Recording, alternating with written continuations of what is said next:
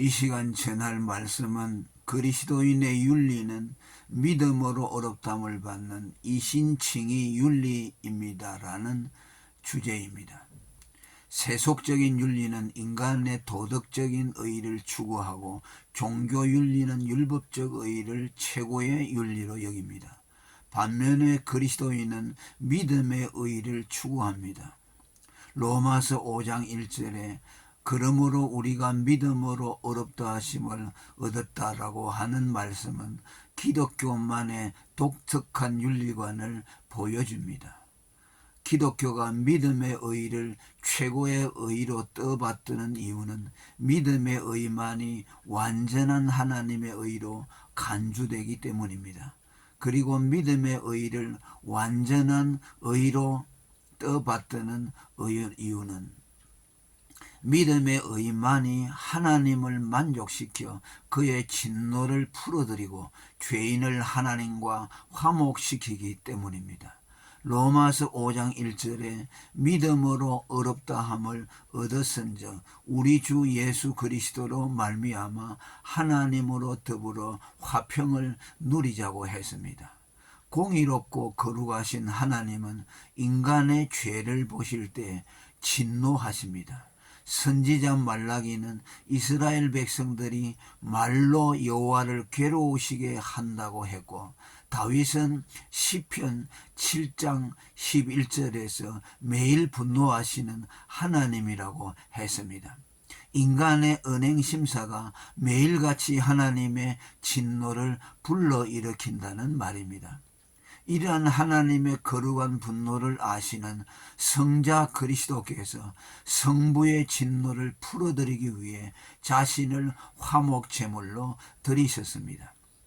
이처럼 그리스도인의 윤리는 세상의 인본주의 윤리관과는 다른 하나님께 초점이 맞추어져 있습니다. 다음에 다윗의 고백도 같은 맥락입니다. 시편 51편 4절에 보면 내가 주께만 범죄하여 주의 목전에 악을 행하여 싸우니 주께서 말씀하실 때에 의로우시다 하고 판단하실 때에 순전하시다 하리이다 라고 했습니다. 인간의 죄의식도 하나님을 향해 있고 죄인이 옳다 인정함을 받는 것도 하나님으로부터 말미암습니다. 인간에게 위해를 주지 않으려 하고 인간을 사랑하려는 것도 그 자체의 가치 때문이 아니라 하나님의 명령이고 뜻이기 때문입니다. 하나님께 예물을 드리다가도 형제와 불화한 일이 생각나면 예물 드리는 일을 중단하고 먼저 형제와 화해하고 예물을 드리라고 한 이유도 하나님께 예물 드리는 일보다 형제와 화목하는 일이 더 중요하다는 인본주의의 반로에서가 아니라 형제와 불화한 가운데서 드리는 예물을 하나님은 연락하지 않는다는 하나님 중심의 예배 원리 때문입니다. 두 번째로 믿음의 의가 완전한 하나님의 의인 이유에 대해서 말하고자 합니다. 그 믿음의 의의 바탕에는 그리스도와 그의 구속이 자리하고 있기 때문입니다. 로마서 5장 2절에 그로 말미암아 곧 그의 구속으로 말미암아 우리가 믿음으로 서 있는 이 은혜에 들어감을 얻었다라고 했습니다. 믿음으로 어렵다함을 받는 근저에는 예수 그리스도의 구속의 공로가 자리합니다. 다음 구절들도 일제히 그것을 말씀합니다. 예수로 말미암아 난 믿음이 너희 모든 사람 앞에서 이같이 완전히 낫게 하였느니라. 사도행전 3장 16절. 그리스도는 모든 믿는 자에게 의를 이루기 위하여 율법의 마침이 되시니라. 로마서 10장 4절. 그리스도와 그의 구속이 없다면 하나님에 대한 신앙도 불가능하고 하나님의 의를 입을 수도 없습니다. 따라서 우리가 하나님을 믿는다는 말의 정확한 의미는 그리스도로 말미암아 하나님을 믿는다입니다. 실제로 베드로전서 1장 21절에 하나님을 그리스도로 말미암아 믿는 자니라고 했습니다. 그런데 믿음을 평가절하하고 행위를 우상처럼 떠받드는 기독교인들이 있습니다. 계몽주의자들과 실존주의 기독교인들이 그들입니다. 그들의 언행을 보면 믿음보다는 선행이 그들의 지상 목표로 보입니다. 물론 명분상으로는 자신들도 믿음을 중시한다고 말하며 그들이 행위를 강조하는 것은 참된 믿음의 구현을 위해서라고 말하나 그 저희를 보면 믿음을 하찮게 여기는 속내가 감추어져 있습니다. 믿음은 온 인류의 선행보다 무겁습니다. 인간의 모든 선행, 예컨대 지상에서 가장 경건하고 완전한 사람의 순종을 다 합쳐도 의롭다함을 받지 못하지만 그리스도를 믿음으로 의롭다함을 받으니 믿음이 인간의 모든 선행과 순종보다 무겁다라고 할 수 있습니다. 사도행전 13장 39절에도 같은 말씀을 합니다. 또 모세의 율법으로 너희가 의롭다 하심을 얻지 못하던 모든 일에도 이 사람을 힘입어 믿는 자마다 의롭다 하심을 얻는 이것이라고 했습니다. 하나님은 오직 그리스도의 피에 근거해 믿는 자를 의롭다 해 주십니다. 로마서 3장 25절과 26절에 보면 이 예수를 하나님이 그의 피로 인하여 믿음으로 말미암는 화목제물로 세우셨으니 이는 하나님이 길이 참으시는 중에 전에 지은 죄를 광과하심으로 자기의 의로우심을 나타내려 하심이니 곧 이때에 자기의 의로우심을 나타내사 자기도 의로우시며 또한 예수 믿는 자를 의롭다 하려 하심이라고 했습니다. 내 평생 이것뿐이라는 찬송가에 금보다 귀한 믿음이 참 법에 되도다라며 믿음을 칭송한 것도 믿음이 기반한 그리스도의 희생 때문입니다. 만약 누가 어떤 것을 믿음과 나란히 두거나 혹은 믿음 위에 그것을 둔다면 그는 이미 믿음을 모독한 것이고 믿음의 근간인 그리스도의 대속을 영린한 것입니다. 우리가 그토록 믿음에 집착하며 이신칭의 공격자들에게 맨몸으로 맞서는 이유도 이 때문입니다.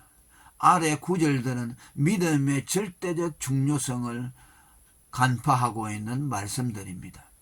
곧 예수 그리스도를 믿음으로 말미암아 모든 믿는 자에게 미치는 하나님의 의인이 차별이 없느니라. 로마서 3장 22절. 내가 가진 의인은 율법에서 난 것이 아니요 오직 그리스도를 믿음으로 말미암은 것이니 곧 믿음으로 하나님께로서 난 의라. 빌립보서 3장 9절. 이제는 율법 외에 하나님의 한 의가 나타났으니 율법과 선지자들에게 증거를 받은 것이라. 곧 예수 그리스도를 믿음으로 말미암아 모든 믿는 자에게 미치는 하나님의 의인이 차별이 없느니라.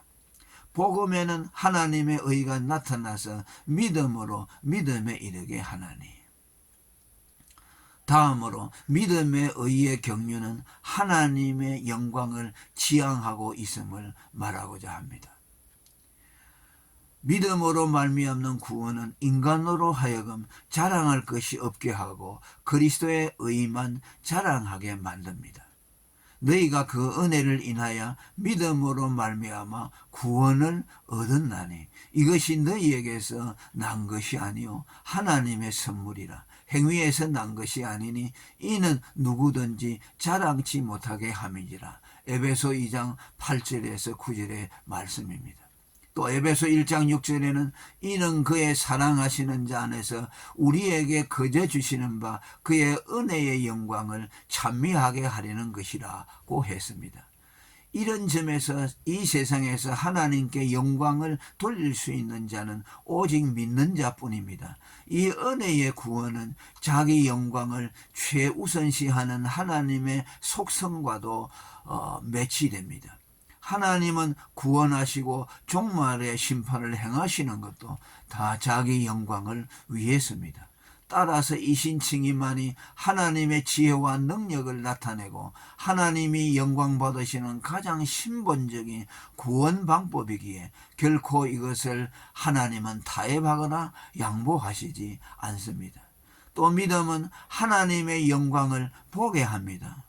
그로 말미암아 우리가 믿음으로 서 있는 이 은혜의 들어감을 얻었으며 하나님의 영광을 바라고 즐거워한다고 로마서 5장 2절에 말씀했습니다.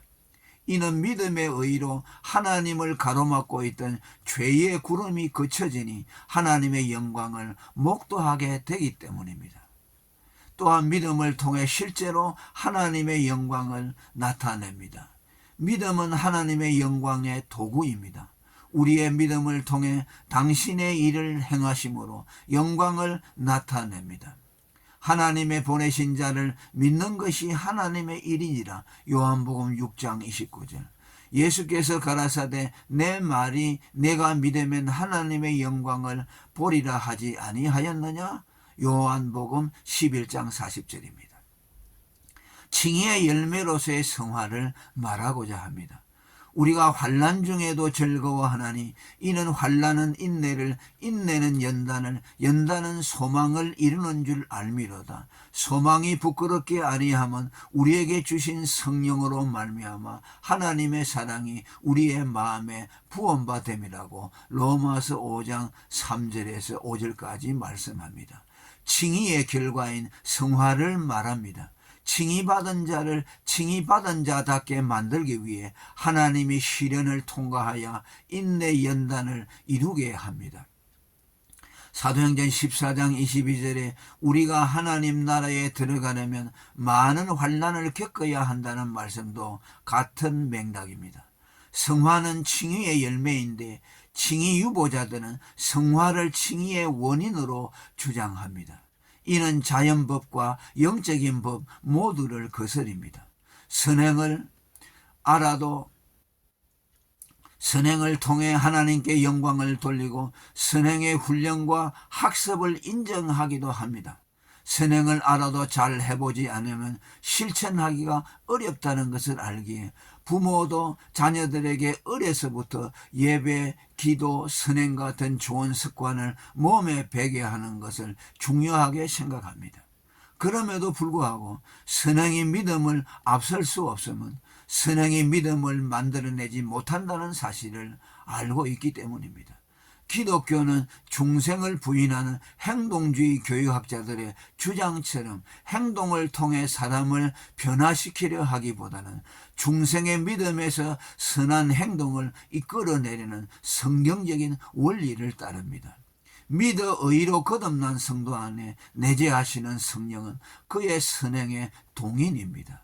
너희 속에 착한 일을 시작하신 이가 그리스도 예수의 날까지 이루실 줄을 확신하노라. 빌립보서 1장 6절의 말씀입니다. 우리 신체 구조를 보더라도 그가 뇌와 육체의 기능이 정상이라면 행위가 유발되기 전에 먼저 뇌에서 명령이 하달됩니다. 의식이든 무의식이든 뇌의 명령 없이 행위가 이루어지는 일은 없습니다. 마찬가지로 그리스도인의 행동 명령자인 믿음 없이 행함이 일어날 수 없으며 동시에 사령부인 믿음이 명령을 하는데 손발이 가만히 있을 수도 없습니다. 이 원리대로라면 행함이 없으면 행함을 명령하는 믿음이 없기 때문입니다. 따라서 기독교는 행함을 강조하기 이전에 행함의 원천이요 행위의 명령자인 믿음을 먼저 강조합니다. 기독교 윤리를 신앙의 윤리라 하는 것도 모든 것에 있어 먼저 믿음을 앞세우기 때문입니다.